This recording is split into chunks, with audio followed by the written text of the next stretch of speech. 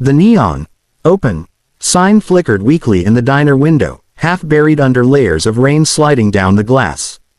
Inside, only two old ceiling fans spun lazily, pushing warm air in uneven circles. The place was quiet. Too quiet for a Saturday night, just the low hum of a coffee machine and the soft clinking of dishes being stacked by the waitress, Mel. She had just wiped down the counter when the front door creaked open. A gust of cold air rushed in, followed by a girl who looked as though she had been running for miles. Her clothes were soaked, her hair plastered against her face, and her eyes were wide, darting around like a trapped animal searching for the nearest exit. Mel straightened. "Honey, you look freezing. Come sit." The girl didn't answer. She simply staggered to the booth in the far corner, the booth everyone avoided because the overhead light didn't work and it always felt colder there. She slipped into the seat, pressing herself against the wall, as if needing something solid to anchor her.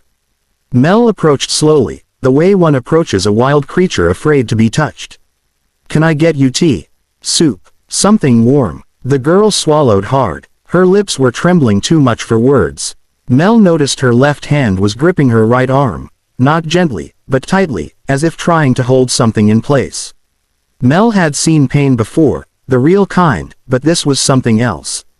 This was fear shaped into a person. The bell on the door jingled lightly as the wind pushed against it, and the girl jumped so hard she knocked over the napkin holder. It clattered loudly across the table. Her breath quickened, her shoulders shaking. Mel sat across from her, voice soft.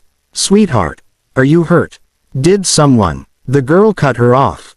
Her voice was barely audible, a breath more than a whisper. "If they come in, just end it fast."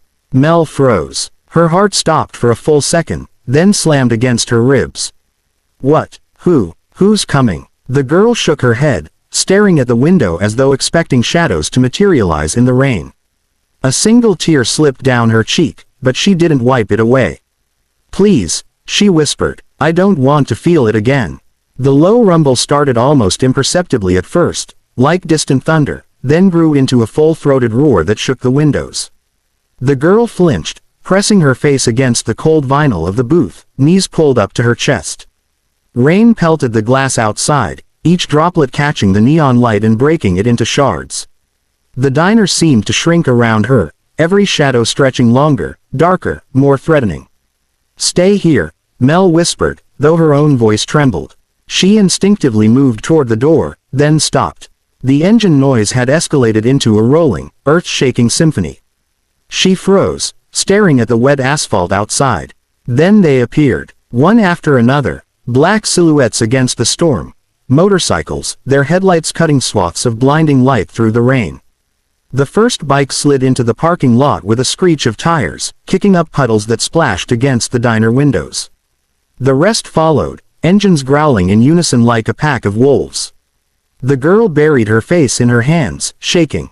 "They're here, they found me," she whispered, barely audible, her words jagged, fractured by fear. The door swung open with a loud bang, letting in a gust of wet wind and the scent of gasoline and leather. The first biker stepped inside, water dripping from the edges of his helmet, boots thudding against the tiled floor. He was massive, broad shoulders, arms corded with muscle, leather jacket slick from rain. Behind him, more bikers filed in, their movements synchronized, almost ceremonial, boots echoing in the silent diner. The leader's gaze swept the room and landed on the girl instantly. It wasn't a glance of judgment or curiosity, it was recognition, sharp and piercing, like he'd been expecting her all along. The girl's lips trembled, and she whispered something that froze the air. "Don't let them hurt me, please, just make it quick." No one moved, not the waitress, not the bikers, not even the rain seemed to penetrate the heavy, expectant silence. Then the leader took a slow step forward. His shadow stretched across the booth, and the girl flinched, expecting a strike. But instead of hostility, his expression softened, just a fraction, enough for her to feel that maybe, for the first time tonight, she might not be completely alone. The other bikers followed his lead, forming a quiet, almost protective perimeter around the girl, their presence a barrier against the storm outside and the threat she had been trying to outrun. The leader crouched beside her booth, his shadow stretching long across the cracked tile floor. His leather jacket creaked faintly with each movement. "Show me your arm," he said, voice low and calm, carrying a weight that silenced even the storm outside. The girl shook her head violently, pressing herself tighter against the corner. "No, please, don't," her voice trembled like dry leaves in the wind, brittle and fragile. But the leader's hands were steady. Slowly, carefully, he lifted the sleeve of her soaked, torn shirt. What the diner saw next made everyone stop breathing.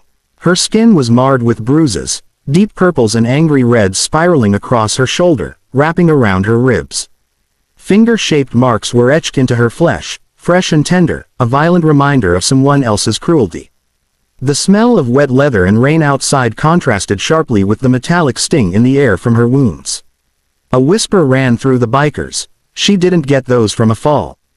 The girl buried her face in her hands, expecting anger or violence. She anticipated shouts, threats, maybe even punishment. But the leader didn't yell. He didn't even flinch. He simply studied her arm, eyes narrowing, jaw tightening, veins standing out in his neck. Around him, the other bikers shifted uneasily. Their eyes scanned the diner, assessing the room, their fists curling unconsciously. The quiet was heavier now, oppressive, like the calm before a storm ready to erupt. The waitress, frozen behind the counter, felt her chest tighten, unsure whether to flee or intervene. The girl's breath hitched. "Please, just leave me alone, I don't want," her voice cracked. The leader lowered her sleeve with deliberate care, almost reverently, as if handling something precious yet broken.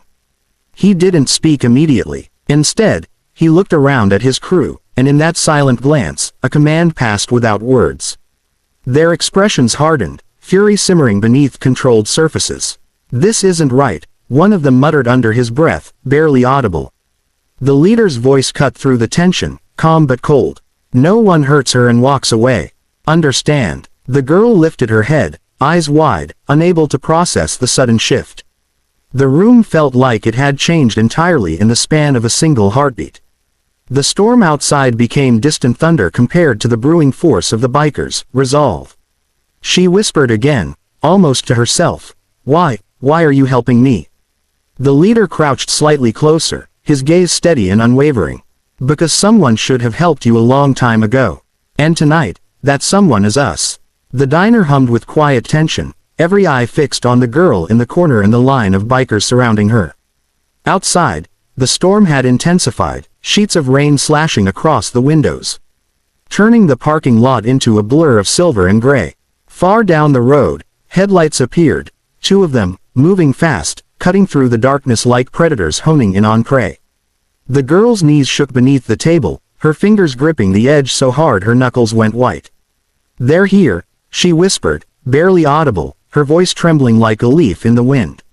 "They're going to." The leader didn't interrupt. Instead, he stood slowly, cracking his neck and shifting the weight of responsibility onto his shoulders. His eyes, cold and focused, scanned the approaching threat. "Boys," he said quietly, yet his voice carried through the diner with the authority of a storm itself, "we're not letting him walk in here." The bikers moved instinctively, forming a living barrier between the girl and the door. Leather and boots collided, echoing through the diner. Chairs scraped, silverware clattered, but no one dared speak. The air was thick with anticipation, every heartbeat amplified in the silence.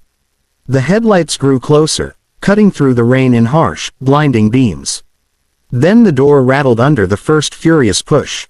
The intruder slammed his hands again and again, trying to break in. Inside, the girl squeezed her eyes shut, expecting the worst. Why are you helping me?" she whispered, her voice barely above a breath. The leader crouched beside her again, his hand firm but reassuring on her shoulder. "Because no one should ever have to face that alone," he said. His eyes met hers, steady, unwavering, carrying a promise stronger than any words. "Not tonight. Not ever." The door burst open. Rainwater sprayed across the floor, mingling with the tension already thick in the air. The intruder froze, taking in the room. The girl in the corner, trembling but alive. The bikers, silent yet radiating controlled fury. And the leader, standing as the unspoken line between innocence and violence. For a heartbeat, the room was suspended in time. Then, slowly, the leader stepped forward. "You're done," he said, voice calm but edged with steel. Walk away. The intruder's jaw tightened. He wanted fear, wanted submission, but found neither. The biker's stares held him, unblinking, unrelenting, a wall of human defiance. For the first time tonight, he realized he wasn't in control. The girl exhaled, a shaky, quiet sound, but her shoulders relaxed slightly. She wasn't free yet, but for the first time, she knew she wasn't alone. The intruder backed off, defeated, disappearing into the storm. The rain pounded against the windows, but inside, the diner felt warmer, safer. The bikers lowered their stance, yet remained vigilant. The girl looked up at the leader, tears streaking her face. Thank you, she whispered. He offered the faintest of smiles. No one should ever thank someone for protecting what's theirs, he said. You survived. That's enough. Outside, the storm raged on, but inside the diner, the storm had passed. The girl's trembling faded into quiet relief, the hum of engines softened to a low purr, and for the first time in a long